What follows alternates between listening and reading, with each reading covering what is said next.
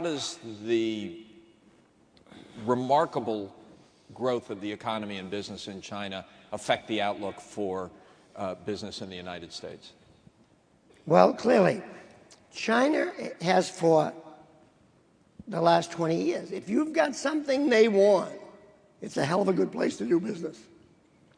But if you've got a Me Too product, they don't need you. And China's success has been a miracle, but China has got all its own issues.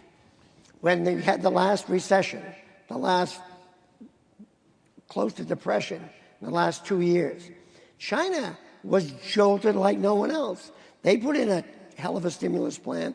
They took care of those people that had to go from the city to the country, gave them refrigerators at half price, gave them things to keep rest.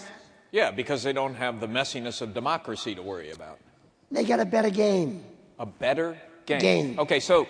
For business, to get... Yeah, okay, but let's talk about this for a second. I mean, the slogan of the Wall Street Journal for dozens of years has been free men, free markets. And I think 20 years ago, all of us assumed that free men and free markets were somehow linked, that if you had one, you would have the other. China's broken the link. They've figured out how they can have a free market economy without democracy, without free men.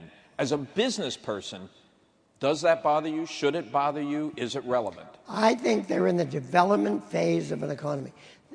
The chances of them having free men, free markets down the road are much greater because of success in business, because more people participating in the game, more people being in the pie. Look, these boys are hanging on with some tenuousness also. They're having riots.